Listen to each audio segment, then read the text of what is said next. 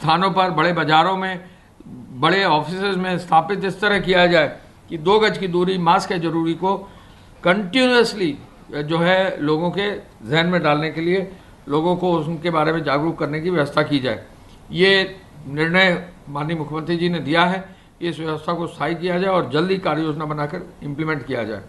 मुख्यमंत्री जी ने सब्जियों के दाम को उचित मूल्य का चेक करने के लिए एपीसी साहब को, कृषि उत्पादन आयुक्त को कहा है कि कृषि विभाग, कृषि उत्पादन आयुक्त महोदय खुद जो है प्रतिदिन इसकी मॉनिटरिंग करें, जो मंडियां हैं उनसे रेट्स मंगाएं और जो कोल्ड स्टोरेजेस हैं वहाँ आलू और इस तरह के जो सब्जियां हैं इनका जो है निष्कासन जरूर सुनिश्चित करें, जिससे मार्केट में दामों को कंट्रोल किया जा सके। आलू, प्याज, टमाटर जमाखोरी न हो, कार्रवाई हो, ये भी देखने के लिए निर्देश दिया है।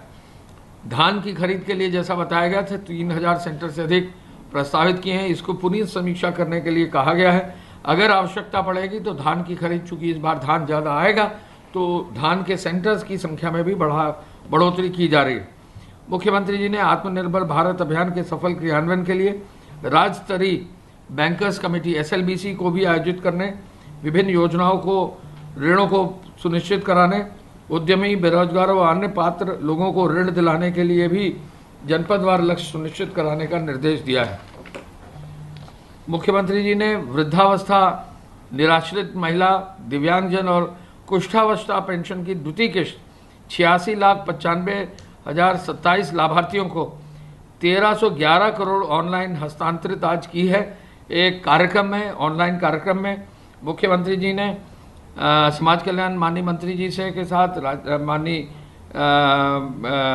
महिला कल्याण मंत्री जी के साथ आज ये संयुक्त बैठक की है और इसमें ऑनलाइन ये धनराशि हस्तांतरित एक बार में 1311 करोड़ रुपया जो है हस्तांतरित की गई। पेंशन धनराशि लाभार्थियों को सामान भरण पोषण के लिए दी जा रही है। अगर कोई समाज में कमजोर कड़ी है तो उसको मजबूत करना सबका दायित्व है। पूरे समाज का आर्थिक स्वावलंबन, आगे कोई उनको रोक ना पाए, आगे उनको बढ़ाएं, इसलिए जो है आदरणीय प्रधानमंत्री जी की मंशा के अनुरूप कार्रवाई करने का निर्देश दिया है। वर्तमान सरकार नर को नारायण से जोड़कर उनकी सेवा कर रही है।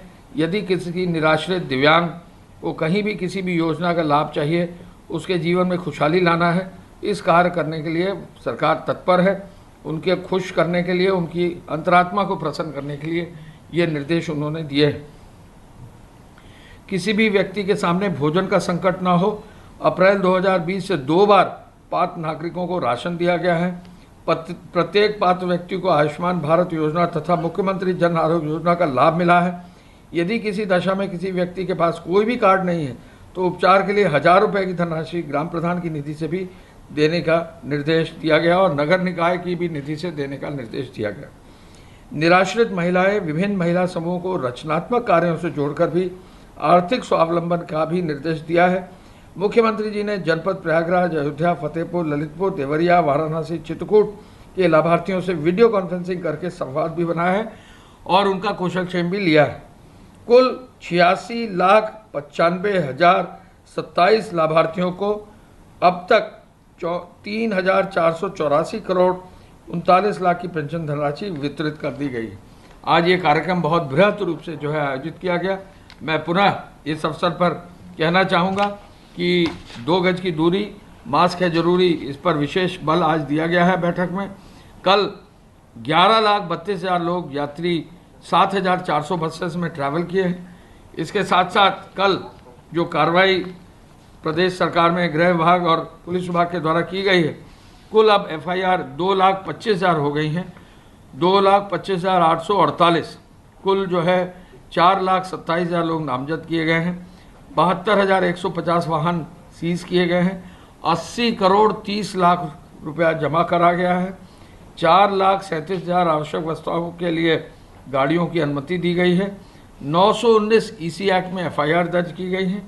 2,568 मामले में संज्ञान लेकर फेक न्यूज़ पर कार्रवाई की गई है और साथ ही साथ कंटेनमेंट जोन में 19,947 जोन में 12,18 थानों में 15,75,000 मकानों में 88,84,000 लोग चिन्हित करके लगभग 52,664 लोगों को जो कोरोना पॉजिटिव हैं वहाँ ट्रीट किया जा रहा है।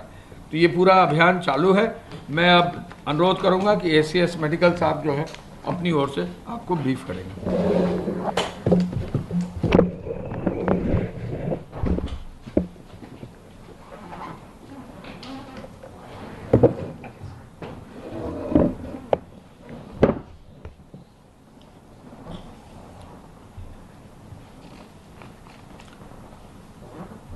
कोरोना वायरस के संबंध में प्रदेश की स्थिति इस प्रकार है।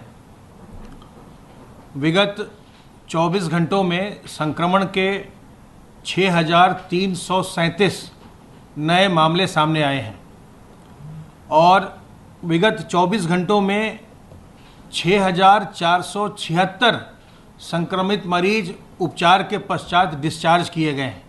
अर्थात जितने हमारे नए संक्रमित मरीज कल जुड़े उससे अधिक कल डिस्चार्ज हुए।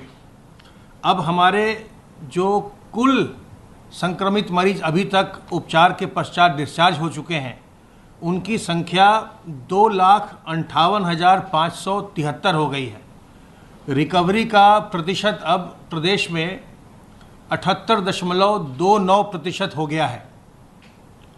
इस समय एक्टिव इन्फेक्शन के केसेस की कुल संख्या 67,002 है और संक्रमित व्यक्तियों में से अभी तक कुल 4,690 लोगों की मृत्यु हुई है।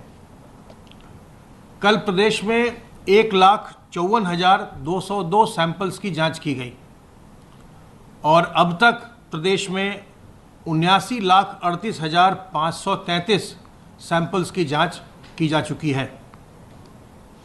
पूल सैंपल के अंतर्गत 5-5 सैंपल के 2,498 पूल लगे जिनमें 300 में पॉजिटिविटी थी और 10-10 सैंपल के 207 पूल लगे जिनमें 21 में पॉजिटिविटी थी। होम आइसोलेशन में इस समय जो हमारे कुल एक्टिव केसेस हैं 67,002, उसमें से 35,415 होम आइसोलेशन में हैं जो कि कुल एक्टिव केसेस का 52.85% है। प्राइवेट हॉस्पिटल्स में इस समय 3,918 मरीज अपना इलाज करवा रहे हैं और सेमी पेड कैटेगरी L1+ में 232 लोग अपना इलाज करवा रहे हैं। अगर हम एज डिस्ट्रीब्यूशन देखें जो लोग संक्रमित हुए हैं उनमें से, तो जो लोग संक्रमित हुए हैं अभी तक उनमें से 13.91% 0 से 20 एज ग्रुप के हैं। 48.42% 21 से 40 वर्ष के आयु वर्ग के हैं। इसी प्रकार 41 वर्ष से 60 वर्ष तक की आयु के इस आयु वर्ग के 28.77% मरीज हैं और 60% वर्ष की उम्र से ज़्यादा वाले यानी जो हमारे बुजुर्ग हैं उनका प्रतिशत कुल संक्रमण में से 8.90 रहा है। तो पहले ये जो प्रतिशत था बुजुर्गों का 60+ वालों का प्रारंभ में कम था और अब ये 8.90 हो गया है।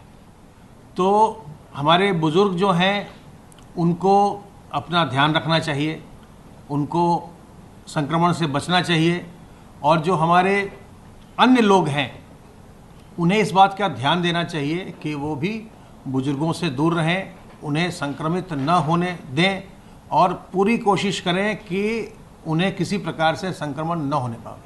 क्योंकि आप जानते हैं कि जो लोग अधिक उम्र के हैं या जो